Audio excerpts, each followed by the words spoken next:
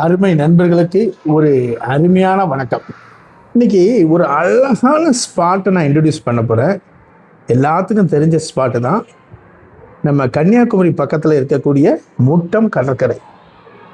ஒரு அட்டகாசமான ஒரு பீச்சுங்க. என்ஜாய் பண்ணணும், நிறைய ஃபோட்டோஸ் எடுக்கணும், இயற்கையை ரசிக்கணும்.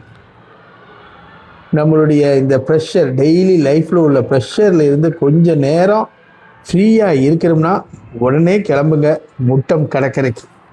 முட்டம் கடற்கரை எங்கே இருக்குன்னா கன்னியாகுமரி பக்கத்தில் இருக்குது.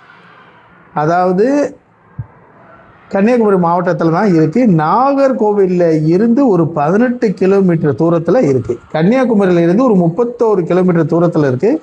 ஒரு ஃபேமஸான ஷூட்டிங் ஸ்பாட்டு முட்டம் பீச்.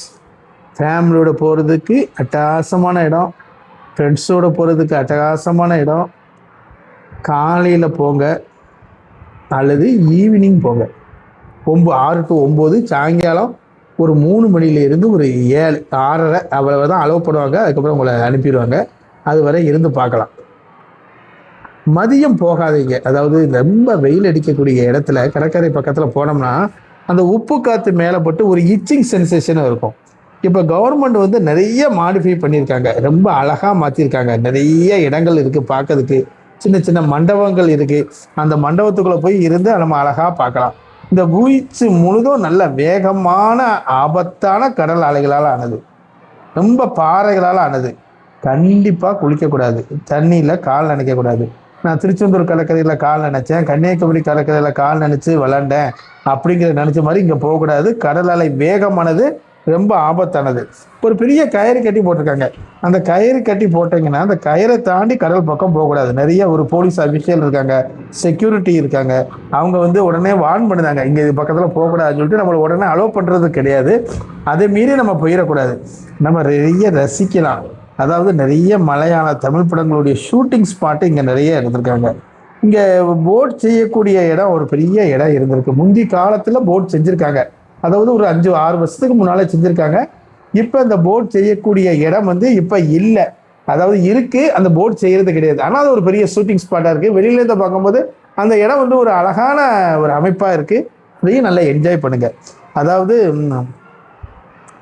காலையில் வந்தீங்கன்னா சன்ரைஸ் பார்க்கலாம், அட்டகாசமாக இருக்கும். கன்னியாகுமரி விட சூப்பராக இருக்கும், கூட்டம் இருக்காது, ரிலாக்ஸாக பார்க்கலாம். ஈவினிங் வந்து சன்செட்டு, அதுவும் அட்டகாசமாக இருக்கும். நாகர்கோவிலேருந்து பஸ் இருக்குது, பஸ் வசதி இருக்குது. கன்னியாகுமரியிலேருந்து பஸ் வசதி இல்லை. நீங்கள் நாகர்கோவில் வந்து தான் வர வேண்டியது இருக்கும். நீங்கள் ஓன் காரில் வந்தீங்கன்னா ரொம்ப நல்லது. அந்த ஒரு பாறை இருக்குது, அந்த பாறைக்கு மேலே கம்பியால் சூழப்பட்ட ஒரு வியூ பாயிண்ட் இருக்குது. அந்த வியூ பாயிண்ட்லேருந்து அந்த கடற்கரையை பார்த்தீங்கன்னா அவ்வளவு அழகாக இருக்குங்க. நம்ம வாழ்க்கையில் என்னங்க கொண்டு போக போகிறோம்? சம்பாதிக்கணும்னு ஓடிக்கிட்டே இருக்கோம். நிற்கிறதுக்கும் உட்காரதுக்கும், ஏன் சுவாசிக்கிறதுக்கு கூட நமக்கு நேரம் இல்லை. ஓடிக்கிட்டே இருக்கோம். பிள்ளைகளை கவனிக்க மாட்டேங்க, நம்மளை கவனிக்க மாட்டேங்க. இது எல்லாத்தையும் ஸ்டாப் பண்ணுங்க. அது சொல்லுவாங்கல்ல, மரத்தை, அதாவது நம்ம வாழ்க்கையில் முன்னேறணும்னா ஒரு கதை சொல்லுவாங்க. மரத்தை வெட்டணும். ஒருத்தன் மரத்தை வெட்டிக்கிட்டே இருந்தான், கொஞ்ச நேரம் தான் வெட்டணும். ஆனால் இன்னொருத்தன் ரொம்ப சீக்கிரத்தை வெட்டிட்டான். அவன் அந்த கோடாரியை தீட்டிக்கிட்டே இருக்கிற மாதிரி நம்ம அப்பப்போ இந்த ரிலாக்ஸ் பண்ணி ஒரு இடத்துல வந்து உட்காந்து நம்ம அந்த கடற்கரையை ரசித்து நம்ம வாழ்க்கையை பற்றி யோசித்தோம்னா நம்ம வாழ்க்கையில் ஈஸியாக முன்னேறலாம். இன்னும் நிறைய செய்யலாம். நிறைய என்ஜாய் பண்ணுங்கள். எப்பவும் ஓடிக்கிட்டே இருக்காதிங்க.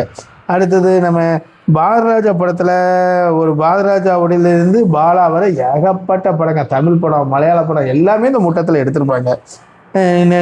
இப்போ பாரதிராஜா ஒரு படம் இருக்குமே, கடலோர கவிதைகள், சத்யராஜ் ரேகா நடித்த படம். அந்த படம் முட்டத்தில் அட்டகாசமாக காமிச்சிருக்கோம். முதலே சொல்லியிருப்போம், முட்டல் வாழ் மக்களுக்கு நன்றி அப்படிங்கிறது போட்டிருப்போம்.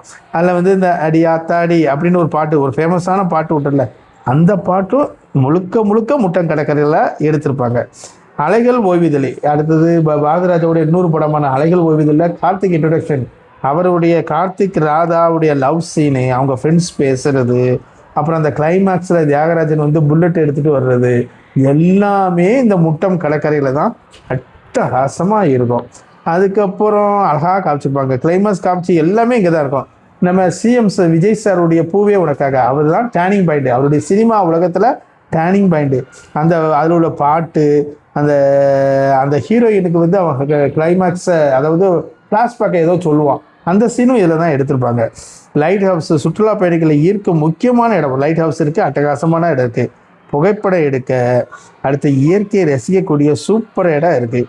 பார்க்க வேண்டிய இடம் வந்து முட்டம் லைட் ஹவுஸு, மீன்பிடி துறைமுகம், பாறைகள் நிறைந்த கடற்கரை, அடுத்து சூரிய உதயம், சூரிய அஸ்தமனம். மத்தியானம் வந்தீங்கன்னா ஒரு 1:30 மணியில இருந்து 2:30 மணி வரை, ஒரு 1:30 மணியில இருந்து ஒரு 2:30 மணி வரை அந்த மீன் இருக்குல்ல, மீனை பிடிச்சிட்டு வந்து ஒரு ஏலம் விடுதாங்க. மீன் பிடிச்சிட்டு வந்து ஏலம் எடுத்தாங்க. அந்த சீனை நான் அங்கே போய் பார்த்தேன். என்ன அட்டகாசமாக இருக்குங்க. நிறைய பேர் கூட கூடையாக வச்சுட்டு இருக்காங்க, வாங்குறதுக்கு வியாபாரிகள் இருக்காங்க. குட்டி மீனிலே இருந்து பெரிய பெரிய மீன் வேற இருக்கு, ரொம்ப சீப்பு.